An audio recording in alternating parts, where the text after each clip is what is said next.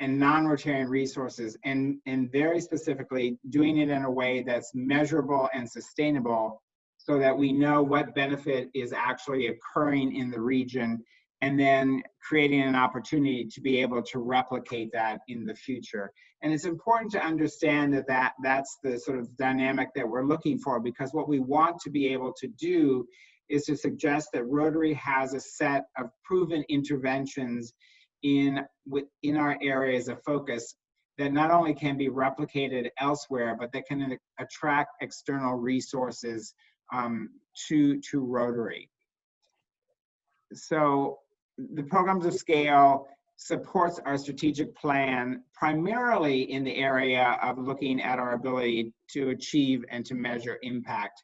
As I'm sure all of you are aware, while global grants have some measurements in terms of the number of individuals affected by the project, and in some cases, particularly in some of our more sophisticated projects, actually do collect a lot of data. What we don't do at Rotary is to take that data and use that data to influence what's happening in future programming. So part of what we want to do with Programs of Scale is to not only create opportunities to measure impact, but then to create pathways for that knowledge to be driven back down through the organization and used by Rotarians when they do international service at whatever level they're going to be doing that international service. So it becomes critical that the programs have a monitoring and evaluation, a very robust monitoring and evaluation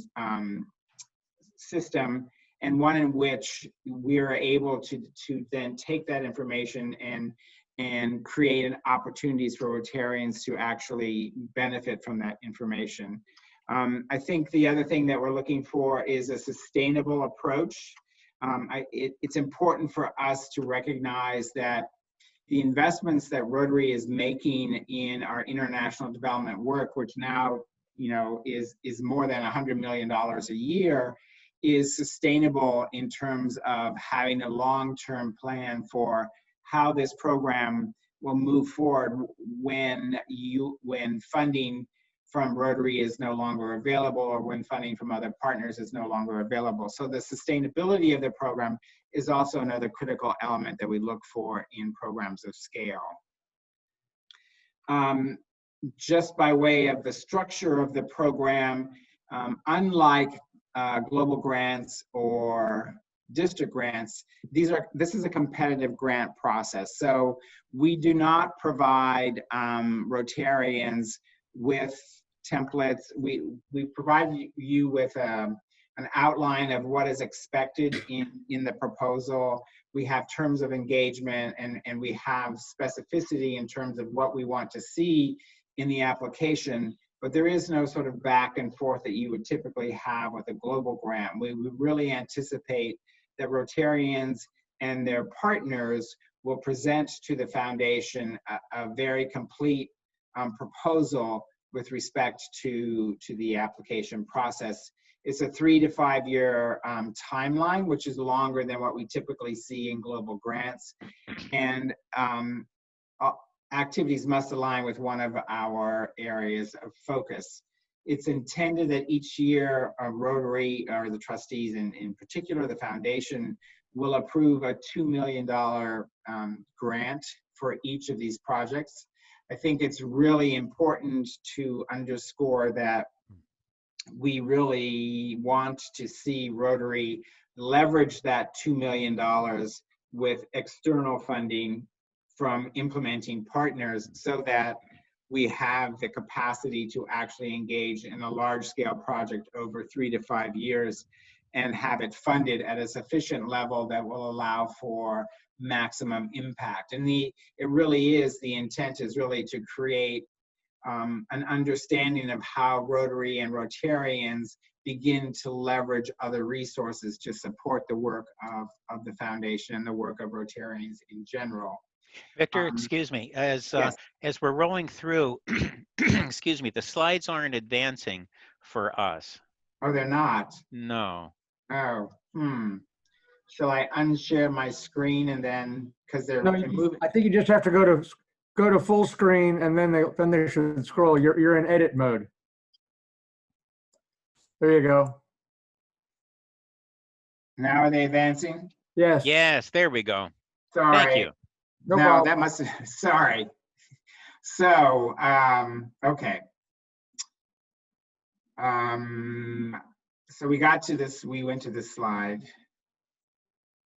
So, so now what we're looking, so one of the, some of the criteria for programs of scale is really that they be sponsored by a Rotary Club or a district and implemented with an experienced partner. So what we're looking for here is the development of a sophisticated relationship between Rotarians and their implementing partners, whether that be non-governmental organizations, private institutions, or government entities, or in some cases, all three of those. And they are encouraged to work with Rotary in the actual design and implementation of the program, and particularly in monitoring and evaluation as well.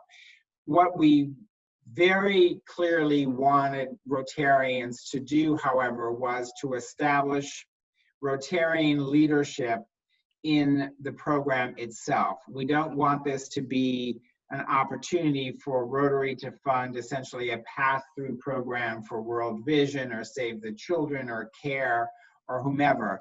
They may be strategic partners in the development of these programs, but Rotary has to be in a leadership function so that we can easily determine that this is a Rotary-led project, and without Rotary, this project would not go forward. And that's a really critical piece of programs of scale. And we've left that sort of criteria wide open in terms of, well, what does that look like for Rotarians? I think that it goes beyond what we typically see in some global grants with respect to oversight and monitoring.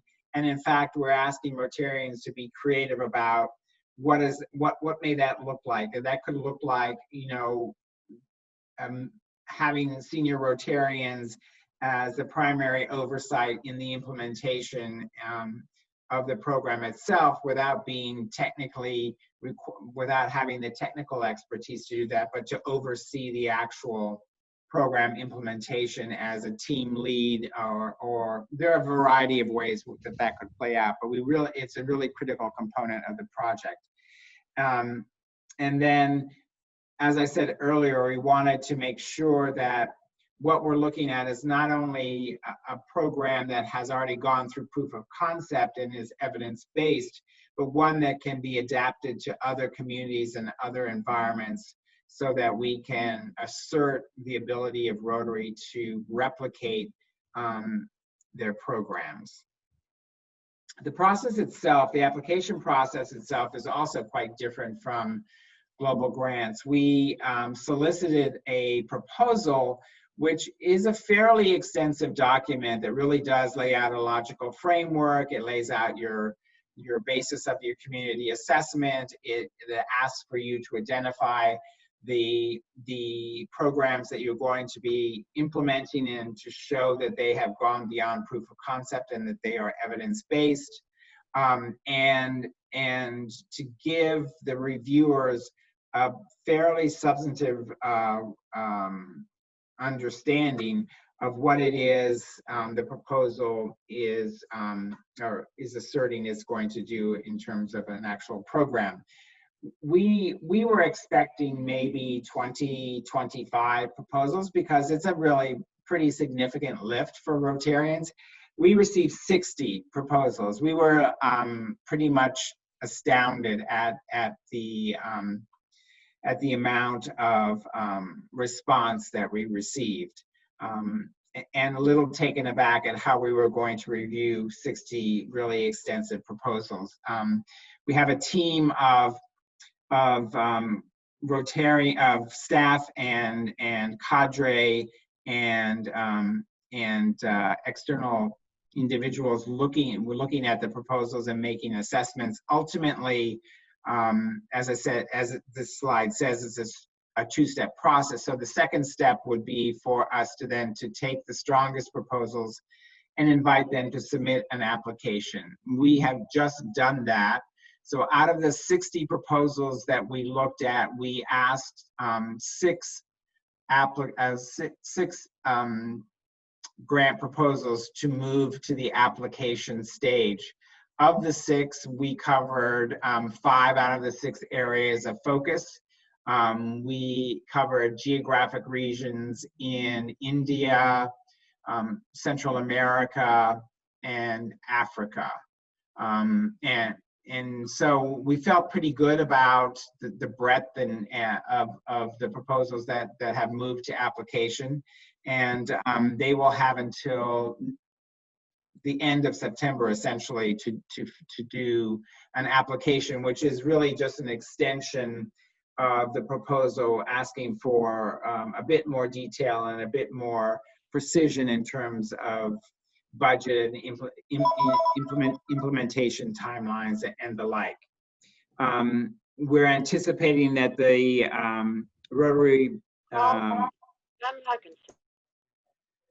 we're anticipating that we will bring to the January, this slide is incorrect, we'll bring to the January 2021 trustee meeting a recommendation for an award for one of the applications. If we find that there are 2 applications that are both highly competitive, we may take 2 applications to the trustees and let the trustees determine which of the 2 they want to award. We pushed it back from October 2020 just because of COVID-19 and recognizing that it's not possible for some of the work to be done as quickly as we had anticipated originally. These are just this is just some information. The application process itself is an offline process using a tool called Embark, and this is really just for people who are more interested in actually doing the application itself. And with that, and if you have any questions, this is the email address at Rotary that you can send questions to. And we have an individual who monitors this email on a daily basis, and if questions need to be escalated, then they get escalated to me. And with that, I will open it up to questions and stop sharing my screen. Victor, when I was fortunate to get a preliminary copy from Asalia, and when she sent that to me, I noticed in there that you were looking for projects that contained processes that may have been used before and had been proven, so that you would maybe take some of that risk of completion out of play.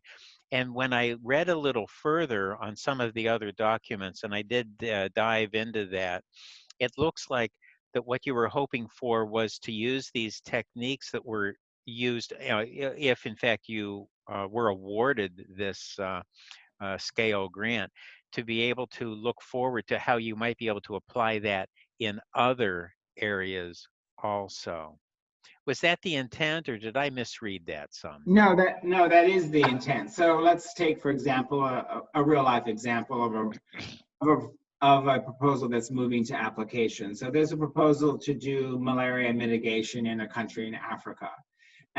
We know that the success of that mitigation project has been tested in a city in that country, and now they want to move to a countrywide program. It would be our assertion that if that were successful in X country, that it would be very likely that it would also be successful in a neighboring country, because the circumstances would be very similar. So part of what we're looking for is replicability, so that we have the ability, Rotary has the ability to say, look, in malaria mitigation, we have this set of experiences that we know are of value in East Africa, and we would like you, Merck Pharmaceutical or Pfizer or Sanifo or someone else, to fund us to replicate this project in Uganda. So that's part of the intent, is to create that demand. At the same time, we don't want to thwart innovation. So I think that there is some opportunity for us to say, well, this is a proven intervention. However, we want to also look at this innovation that we think is going potentially to be successful, so that while the basis of the proposal is in a proven evidence-based intervention, I don't want people to sort of shy away from something that might also be innovative at the same time. So from that, I glean that if one were writing the proposal, or hopefully then it would turn into the application, if in fact the writing team knew of yet another application down the road, it would make sense to at least mention it as perhaps applicable in other areas. Here's where they are, and then let it go at that. Or would that take some of the unique focus off and this not be considered as a strong, a viable proposal? No, I think that, so again, let's just use this example. If the folks that are doing this proposal for malaria mitigation already know that they're going to implement for the next 3 years in Zambia, and they know that they're already in conversation with the Ministry of Health in Kenya, then it would be useful for them to say, we're already in conversation with the Ministry of Health in Kenya, and we fully intend to replicate this program in Kenya at the end of 3 to 5 years, and and we will use the success of this program to leverage resources to do that. Boy, I'm so glad to hear that. I do believe that that gives even greater traction to this wonderful, unique program. Thank you for that look. Sure. Other questions, folks? Victor, je vais te poser la question en français, tu répondras en anglais. Quand tu m'as écrit, tu as dit qu'il y avait 70 applications. Au mois de mai, vous en avez choisi combien? 6. 6? Oui. Et les 6 ont jusqu'à quand pour soumettre le... Application. Ils ont jusqu'à quand? What is the deadline? The deadline so the deadline for the application submission is September 20th, or towards the end of September. Okay.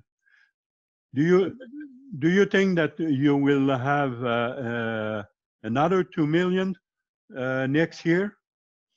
So that's the game plan. I have to say that the foundation, you may or may not know, is looking at some retrenchment in terms of World Fund availability. One, because last year was year 3 after the centennial, so fundraising was extremely high, and then COVID-19 hit, and so there is some contraction with respect to the World Fund. That said, to date, and I just got out of a trustee meeting today, programs of scale is still a protected investment.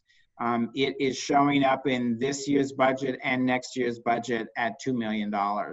And I think that, and I just hired an assistant director of programs of scale who really will be spearheading this program. And she comes from a really remarkable background that is very similar to John Huco's from the Millennium Challenge Corporation. She'll be an extraordinary asset to the organization. So I think that given that kind of commitment on the part of the Secretariat, that we will continue to leverage that $2 million. Et, pouvez-vous dire sur les critères que vous avez choisi, les 6, est-ce que les fonds provenant de l'extérieur du Rotary étaient importants? Comment? Encore une fois? Si les fonds, parce que c'était une subvention où ce que les clubs ou districts n'avait pas à fournir de l'argent. Mais est-ce que dans votre sélection, c'était un critère si le club ou les districts ou le district trouvait d'autres financements? So for me, that's an important element because I think that what we want Rotarians to show is that they have the capacity to leverage other resources. It is not, however, a criteria for advancing the application or the proposal to application phase. And some of them have leveraged significant dollars from outside of Rotary. Others have submitted proposals that are at just $2 million.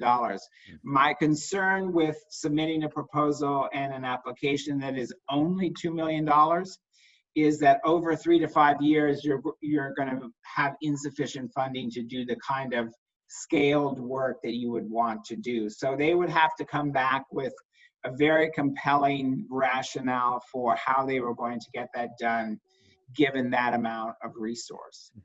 Victor, excuse me, could you translate the question for us? So some of us sure. are not very good with Right. French. So yeah, so he was asking, Thank you. how, is it important for clubs and districts to be able to leverage other resources to support these programs of scale? And while it's not a criteria, it is, as you see in the language of the proposal, it is highly encouraged for organizations to do that. And it certainly bodes well, because part of what we want to do is to be able to educate Rotarians on how to better leverage external resources. We do that in a number of our programs already, but we want to sort of ingrain that in sort of the process by which Rotarians do their work, and not just look to Rotarians for resources, but to look to other entities that may want to contribute. I mean, we see that in the CSR portfolio, for example, in Brazil, but that's kind of flipped on its head, because there we're meeting corporate criteria for doing something. In this case, we want corporations to meet our criteria for doing something. So we're kind of turning it on its head in terms of trying to create a product that somebody else wants to buy. Boy, that sounds exciting. This is Bill again. Is there a plan to provide updates to the general Rotary community relative to the selected program, what it is, what they're planning to do, and the intent, and then the progress over time? Because, and the reason I ask that, it seems to me that if somebody was looking for a global grant and was enamored by this particular endeavor, they could in fact contact the Rotary Scale project and find if there is something that might be additive to that through a global grant. Is that a possibility? Yeah, so I think that, so the short answer to your question is yes, we're going to publicize these programs as much as possible, both the award of the program, and then as part of our sort of building knowledge pathways, we want to create an ongoing capacity within Rotary to take learnings on a regular basis from these programs and disseminate them throughout the organization. On the second hand, the fact that only one program is going to be awarded, and we had 60 proposals, albeit not all 60 were sort of up to snuff in terms of what we were looking for, there still is a significant number of those proposals that would be extraordinary programs. And so we're looking for ways to fund those. Those most likely would be funded through global grants in some sort of revised manner. So part of what the team is going to be looking at is how do you begin to create funding avenues for those programs that are not selected. So the global grant is obviously the most likely at this point, but we'll look to some other ways as well. There may well be regional funding available for some of these programs also. Mm-hmm. Great, thank you. So, Bill, I have a question for Victor. what I'm hearing is you're looking for the large corporations in the world to support projects that will be sustainable, go on for a period of time, and are able to be applicable to other areas of the world. How is Rotary going to market that? I know Rotary is very good at marketing themselves, but I'm wondering if you have a marketing plan to market that to large corporations, you know, the drug companies, the hospital equipment companies, the oil companies, the water companies, etc. So one of the benefits of me being at Rotary is that not only did I work at CDC and start the first public-private partnerships at CDC for HIV/AIDS intervention, so I have a Rolodex complete with all of the heads of the pharmaceutical industry across the United States and in some cases in Europe. But I also worked for an organization called the Corporate Council in Africa, which was a private sector membership organization made up of corporations that invested in healthcare infrastructure in Africa. So part of my job is to bring that set of contacts to Rotary and to begin to nurture them. And so we started doing that through our strategic partnership. So we have a very large strategic partnership with USAID that has now spun off 2 subsidiary partnerships with USAID. We have a very large partnership that just began in education with the World Bank, where we are helping to implement $100 million programs for educational innovation and renovation in Kenya, and Rotary is part of the lead in doing that. We have a program in peace and conflict prevention with the Institutes for International Economic Institute for Peace, which again is a large program that looks at how you structure peace programs. So what we're hoping to do is to not only use those contacts and be able to present to them, you know, sort of a product, because what they look for is a product. They want to be able to say, we're supporting HPV vaccinations and the elimination of cervical cancer in Sri Lanka through Rotary's program that has expertise. Well, so that takes contacts with Merck Pharmaceutical for the vaccine, that takes contacts with our Polio Plus infrastructure in Sri Lanka to use that as an implementing resource. And then that takes contacts with the Ministry of Health to mobilize those resources. And so that's the kind of work that I'm doing, and that this new person coming in from the Millennium Challenge Corporation, she has a very similar background to mine. And when we looked on LinkedIn, we had 40 links that were exactly the same. So the connectivity, you know, reflects the same kind of background, and that's what we're trying to bring to the organization. I have a question I would like to expand on. Victor, it's quite obvious that the foundation is encouraging outside involvement as far as funding, especially with the announcement recently made. Foundation won't match the 50 cents on a dollar with club cash, and here in Canada we're tapped out with the Government of Canada funding for the grants, and questionable as to whether we're going to continue or whether they're going to continue funding us next year and beyond. So this becomes well, we're entering the next Rotary year with sort of one hand tied behind our back, because a lot of the global grants program, 6 namely in our district, that are in limbo right now because of lack of Government of Canada funding, and if they go into the next year, then the 50 cents on a dollar club comes into play. Yeah. Won't be matched. So I take it that you folks over at RI are definitely encouraging us to source funding from corporate or other NGOs. Am I correct?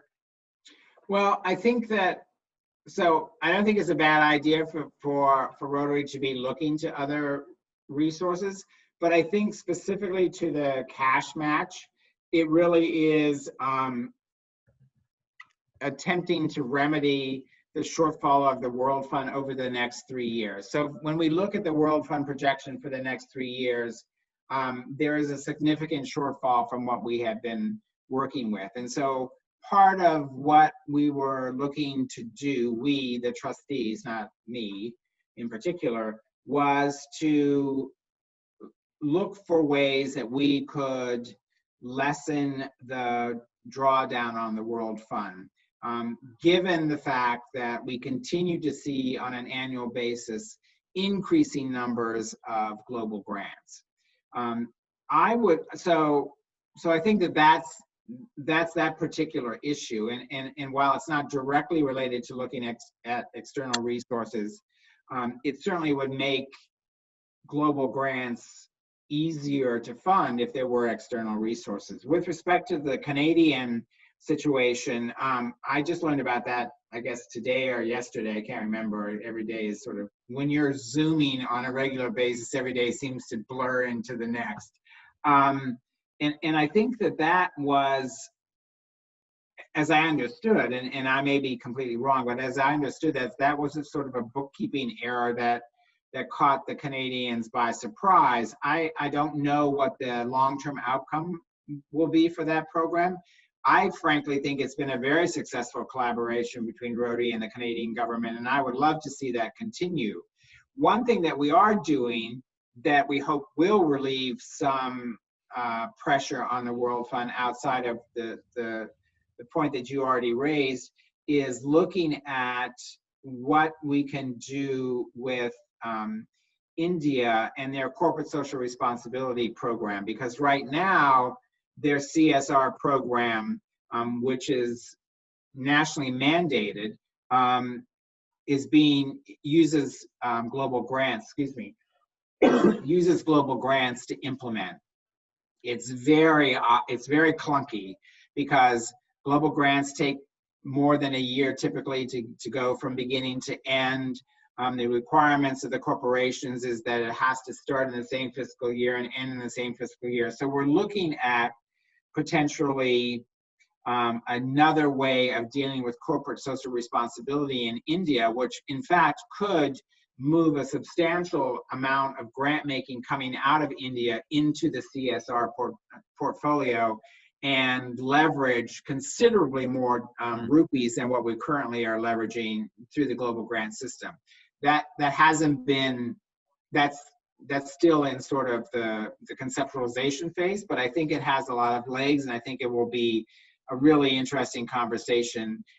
And you may or may not know, but when Ravi takes over the trustees, thanks to Zoom, we're going to be meeting every month. So we're going to have a lot of opportunity to talk about these kinds of programs. But I do think,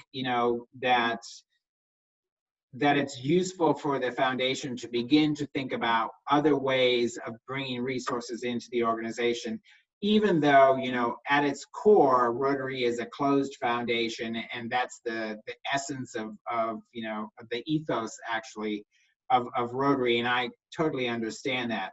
But I think on the margins, it's not a bad idea to sort of play around with some alternative resources. Victor, we have a question from Lana Roof from District 7170. Lana, you're up.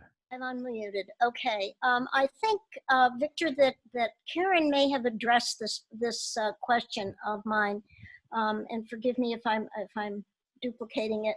But if the project is completed and you wish to go into other countries, how do you sell that?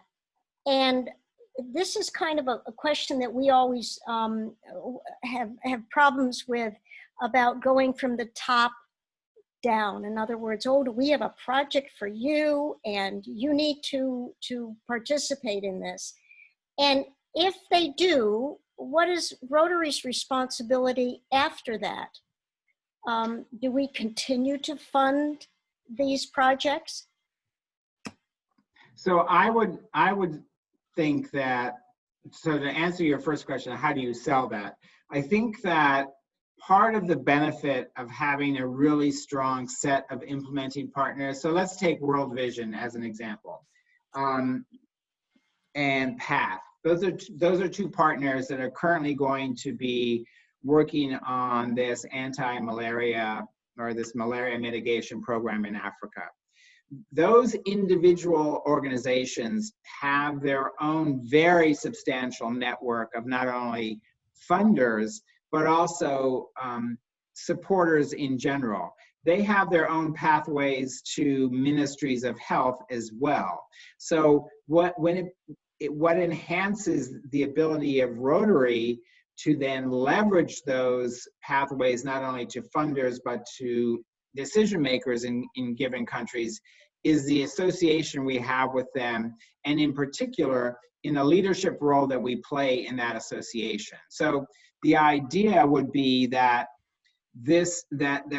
so say we're successful in an East African country in implementing this program, and they want to move that program to an adjacent country. I would assert that it then becomes incumbent upon that entire program team, so Rotary, PATH, World Vision, whomever else may be implementing the program, whoever is doing the biomedical components of it, to move to the Ministry of Health in a given country in year 2, for example, of implementation of the ongoing program, and begin to have those dialogues with that Ministry of Health to say, look, this is a proven intervention. We know it works. We can show you, impact data from X city. And we want to begin to have a conversation with you about how you as a Ministry of Health will allocate X number of dollars that we can then leverage for future work. I wouldn't suggest that then Rotary would necessarily be responsible for leveraging its own resources, although they may be able to do that not through a program of scale, but through a global grant or through some other activity. So that part of it is still sort of up in the air, how we would do that. I don't think that I don't want to see us funding these programs in perpetuity. Yeah. I want to see us using other people's resources to fund these programs. Very good. Thank you. Very good. We have a question from Leslie, Armenia. Thank you. And hi, Lana. Good to see you. And everybody else, sorry. I'm interested, Victor, as to whether what have I written? I'm interested as to where many of your applications originated, and if they originated in North America, or did you find that it was mainly from countries who could go to their governments and ask for partnership for a local project? So the malaria program that we're talking about originated in Seattle, okay, and in conjunction with the Gates Foundation. But it was replicating work that they were already doing in an East African country. So the partnership was already formed. The relationship had already been established, but it was a North American club that was driving the relationship. And that's probably more typical than not. I mean, similar to our global grants in many, many cases. I'm trying to think. So the project in Nigeria emanates from Germany. It's a long-standing program has been implemented in Nigeria, starting in 5 states and now has expanded to 35 states in Nigeria. It's a maternal child health program that looks at institutionalizing pre and postnatal care in public hospitals in Nigeria in a very standardized format of how you take care of mothers.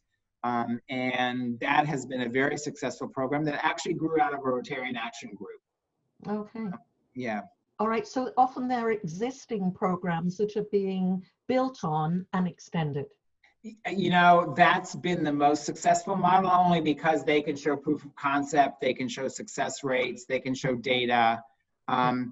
Some of the others are less well developed, some of the applications that we're looking at. So we're looking at a nutrition program in Honduras, which is using a proven intervention, but it has less experience in the actual implementation of that. So there's a little bit of a variety. Okay, thank you. Victor, next up we have Elva. Elva has a question. Yes, hello, Victor, and thank you very much for your presentation. I have a quick question, just going back to the decision to discontinue the 50% match. I was wondering at what point the trustees might have noticed that there was going to be this heavy impact over the next 3 years. I am not going to answer that question. Okay. I need my job. All right. Nice try, Elva.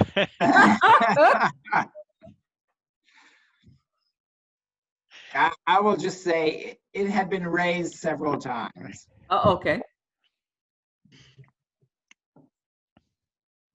Sounds good. Wonderful. We've just had a terrific discussion, and your questions have been very instructive in trying to get the information that I think we all need to be really effective with what we're doing. Other questions for Victor before we let him go? Oop, I see Aldo has his hand up. Aldo, go for it. Not so much Victor, but perhaps for you and Alva continuing on. You're going to miss me because I'm moving on to Yes. to another part of the district work that Leslie has shoved me to. The one thing that sticks in my mind, and also with our foundation chair, to find a way to communicate with the districts in our zone. Not all districts spend all the DDF money available, and especially with the fact that we're going to be scrambling and searching for funding next year, to see if we can communicate better between districts in our zone to utilize all the money that's available. No point hoarding money if money is needed. Right, Lana?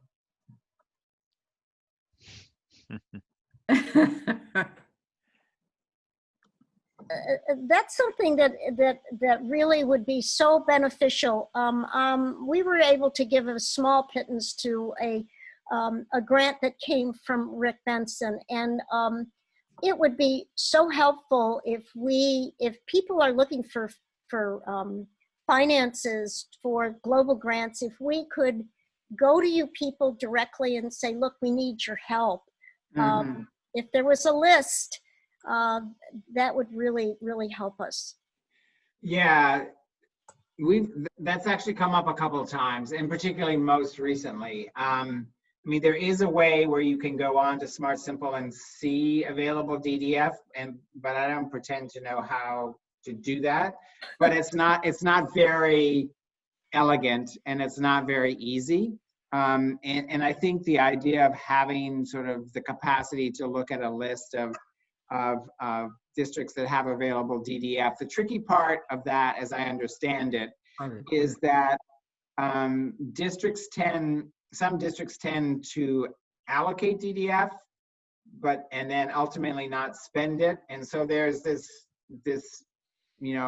uncertainty as to how much DDF actually exists. But your point is one that we're looking at, because there's particularly not necessarily in some countries, I'll just leave it at that, there are some very large amounts of leftover DDF that really does need to be expended.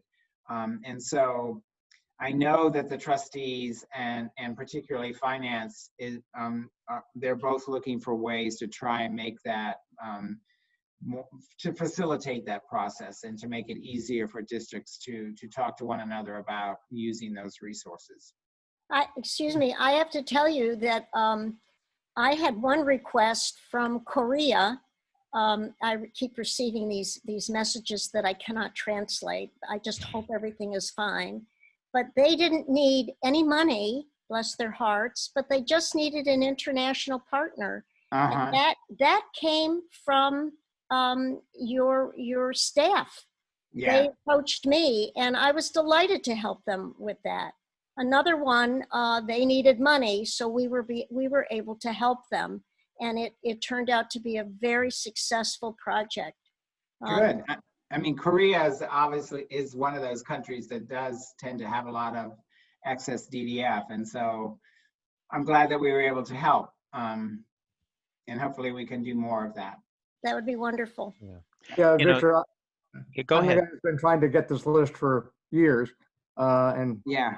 and talked to 2 trustees in the last week trying to get it, and they are more than protective of the list. They are. Because as Lana indicated a second ago, I was trying to fund 2 global grants in the last couple of weeks, and actually managed to do one of them completely and one of them almost all the way. But that's what I was trying to do, was to go beyond this happy group and beyond my TRFC friends from years ago, to find the pockets of hidden DDF, and it was not available to me to do So that. I'll relay this information to my boss, Jim Barnes, and just because he is very much engaged in these conversations and trying to move to make DDF more accessible, for sure.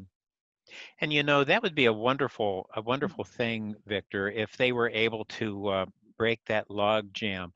And I know that the trustees are aware that there's this significant amount of unabsorbed DDF. To wit, back maybe 2-3 years ago, all of the district governors were given a heads up that they could in fact use that, and there was sort of a well, I don't know what you'd call it, but the incentive to try to release some of that money and let's use it. Let's not hoard it. So anything that could be done, even as Lana suggested, she was approached by an RI, I like to call them mothership staffer, somebody at the home office that recognizes there's somebody that's active, that can be counted on, that is a vetted partner, that has money to be able to make the match. And I know that you're hamstrung relative to staff, but wow, what a unique opportunity that would be for those people around the world who could use this help. Yeah. I mean, quite frankly, I would like to see that automated in our Smart Simple system. So. Yeah, and I was able to get the information because I'm an ARFC as well about my own zone, but the RRFC for 24/28 just said, no, we don't have any left over. Yeah. And even though I know this person pretty well, she just wouldn't share anything. Yeah. You know, I did an NID with her in Nigeria a couple years ago, but no information whatsoever. Thanks everyone for all the conversation. I learned a lot. But I have a question for Victor. Scale grant, does the scale grant have any contraindication? What I mean by that is such a condition is not going to be even considered for the scale grant, such as the scale grant involving 2 countries or 3 countries to implement a project like that. You have anything that this is not going to be allowed? Any contraindication for this scale grant? No, so we intentionally left as few restrictions on programs of scale as possible because we wanted Rotarians to be as imaginative as possible. So, you know, there aren't restrictions on construction. There aren't restrictions on needing to have an international partner. I mean, so we eliminated some of the barriers that you frequently see with global grants. What we require is that you submit a proposal that makes sound sense and that can show a potential for success in achieving whatever goals have been identified in the program. And we require that you put that into a matrix and you sort of make your logical framework and you make your case, in a very systematic way.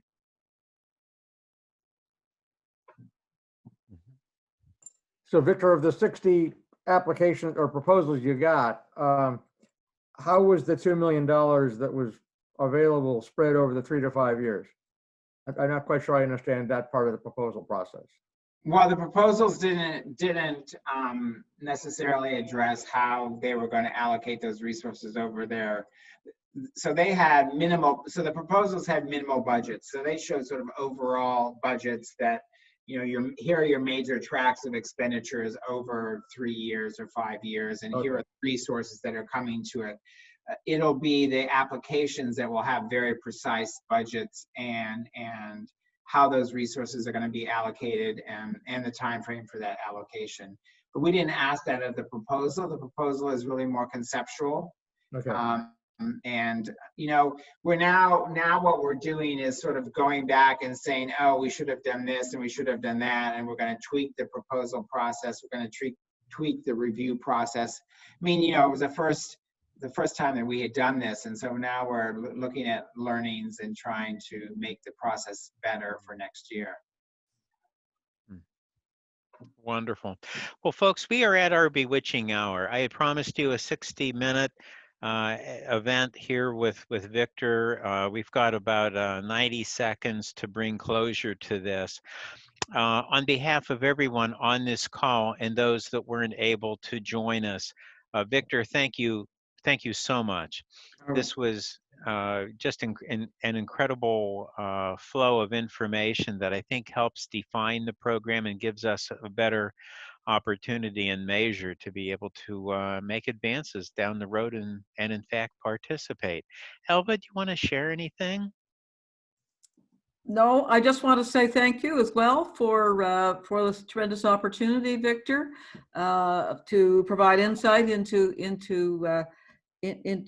these programs and kind of what Rotary has in mind. It's been incredible. Thank you very much. Great, thank you. As you can see, I like to talk about programs of scale, so I'm always available. That's wonderful Thank to you. hear. All right.